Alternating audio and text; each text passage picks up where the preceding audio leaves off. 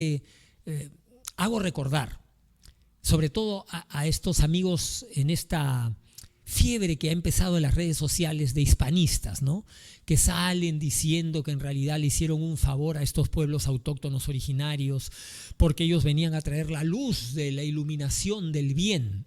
Miren, ¿qué hubiera pasado si cuando llegaron los europeos con perros, con enfermedades contagiosas, con millones de ejércitos de bacterias patológicas como aliados en su llamada conquista, que les acompañaron en la conquista, ellos más bien hubieran escuchado a los incas, hubieran escuchado a las culturas originales y les hubieran dicho qué significa el buen vivir, el Summa Causa y el Machu Picchu, en las grandes culturas, la administración del agua, los andenes, hubieran aprendido el buen vivir, la armonía, cómo el Tahuantinsuyo iba desde lo que hoy es Colombia hasta lo que es Argentina el día de hoy, cómo pudieron hacer esa mancomunidad al margen de los inconvenientes y problemas que se podrían y que son cuestionables, porque la historia de los conflictos las han contado los europeos, posiblemente haya sido más armonioso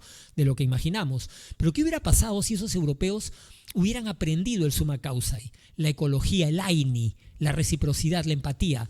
Posiblemente, si se hubieran llevado esos conocimientos a Europa en vez de llevarse oro, hubieran sobrevivido a muchas pestes, no hubieran pasado las cruzadas, de repente no hubieran pasado la guerra de los 100 años, las guerras protestantes y entre otras religiones, no hubieran pasado las guerras franco-prusianas, la Primera Guerra Mundial con millones de desvividos, la Segunda Guerra Mundial espantosa.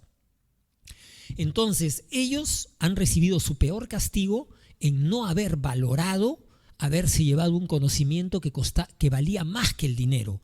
Cuando una persona está postrada al margen, ya al borde de la muerte, el dinero ya no le importa, porque el dinero no le puede dar nada, lo que quiere es su salud, su vida, o por lo menos irse de este mundo sintiendo su conciencia en paz.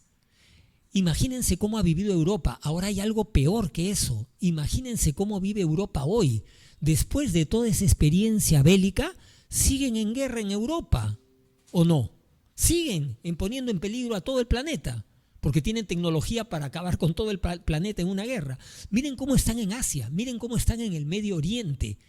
¿Eso es ejemplo de buen vivir? ¿Ese es el ejemplo civilizatorio? No solo fue ayer, no solo fue hace poco, no, es hoy mismo que siguen igual, no han cambiado por su codicia del oro. Francia no tiene una sola mina, ni una sola mina tiene Francia en Francia.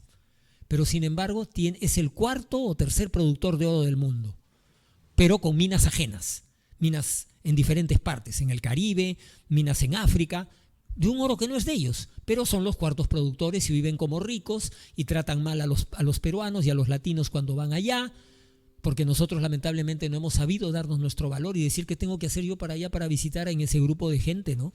Que han tenido un perfil patológico de todo el tiempo, ¿no? Y se jactan de hacer declaraciones de los derechos humanos cuando en realidad lo que nos han mostrado son bestialidad, brutalidad, ¿no? Entonces hay cosas que pueden rescatarse, pero si lo ponemos en la balanza, mucho más había que rescatar acá. Si lo que queremos hablar es de cosas que tienen un verdadero valor que el dinero no puede comprar, pues por mucho en el Tahuantinsuyo encontramos muchísimo más, ¿no? Ellos no sabían ni lo que era un puente. Aquí vinieron a aprender cómo las poblaciones de un lado del río y las del otro lado del río se ponían de acuerdo en un uñunacuy para hacer un puente y cruzar y poder intercambiar su negocio.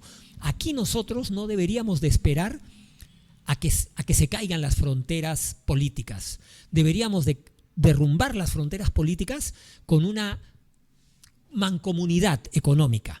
Un Tahuantín oro, no Tahuantinsuyo, no solo Tahuantinsuyo, sino Tahuantín oro, un fondo de inversión de campesinos, de emprendedores, de comerciantes, de agricultores, de técnicos. Tenemos tantos millones de poquitos en todos los bolsillos de todos nuestros millones, desde Argentina hasta lo que es Colombia, que podríamos hacer una mancomunidad económica y quizás esa mancomunidad económica con el tiempo pudiera convertirse en una mancomunidad política y tendríamos una gran confederación.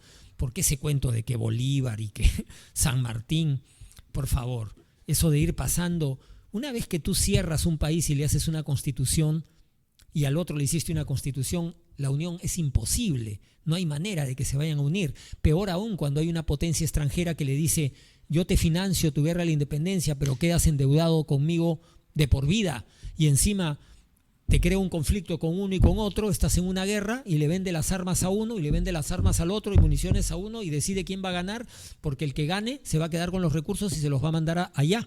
Eso ha pasado con Inglaterra cuando sale España. Entonces, hablamos de muchas cosas que son corroborables, pero indudablemente son muy importantes. Y creo que lo más importante es entender que el peor castigo que tuvo Europa es haber permitido que su codicia le haga valorar más el oro y la plata, que hasta le hundía barcos en el Atlántico, porque hasta ahora se encuentran barcos hundidos cargados de oro, que lógicamente el Perú no puede recuperar, porque el Perú es una entidad nueva, no es el Tahuantinsuyo, y lo que pasa siempre en los diferendos es que le dicen chao Perú, se va a España porque está acuñada la moneda como española, aunque haya sido el producto de la explotación de esclavos en minas y de la muerte, en las minas de la muerte, ¿no?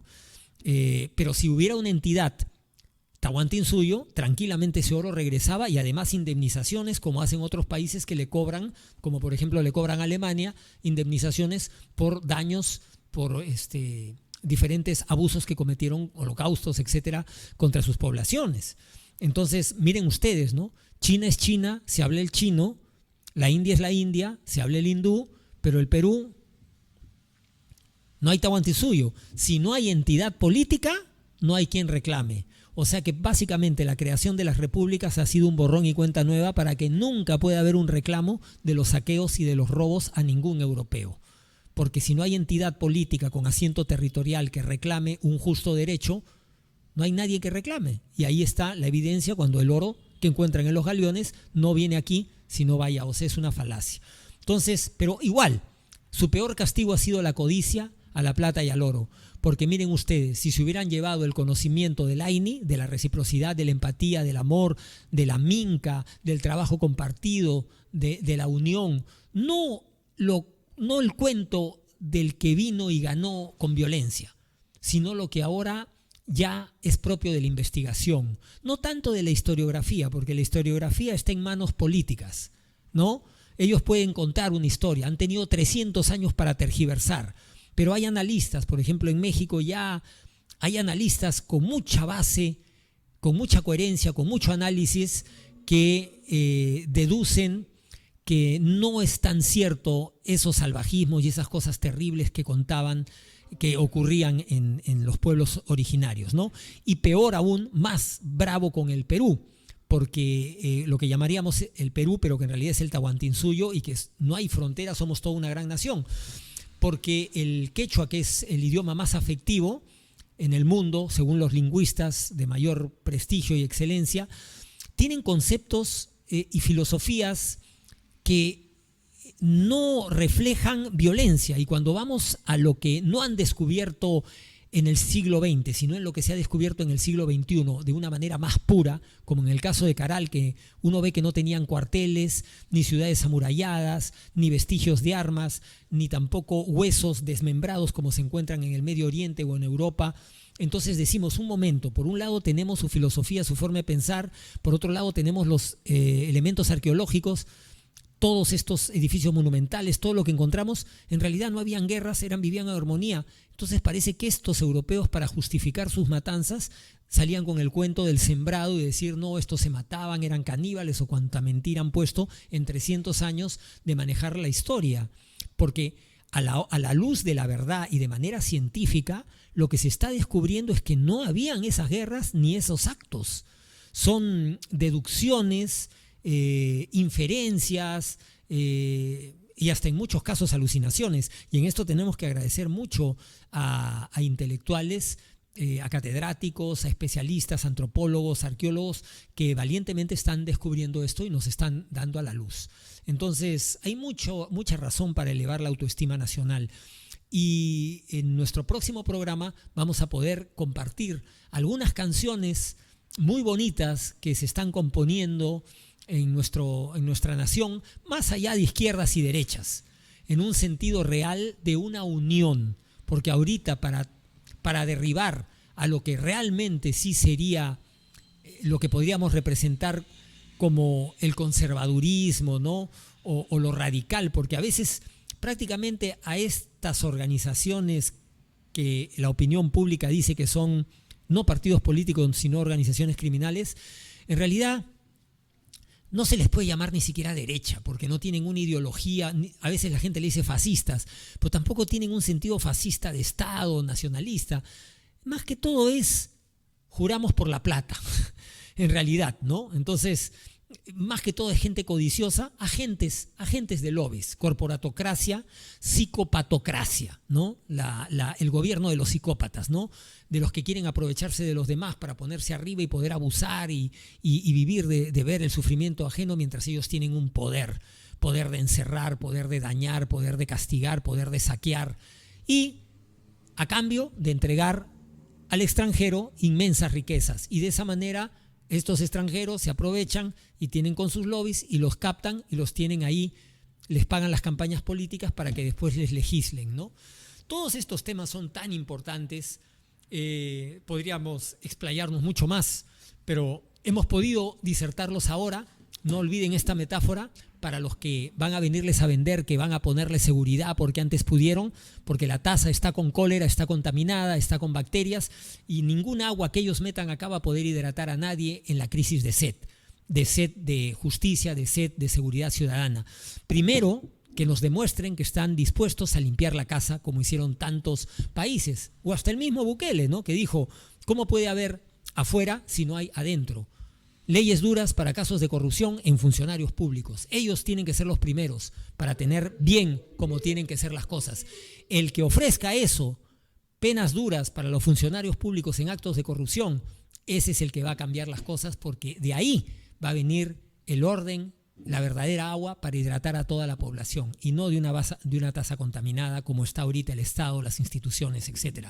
Muchas gracias, soy Enrique Basurco de Guayqui TV y en esta casa maravillosa hemos presentado El Perú renacerá contigo. Muchas gracias.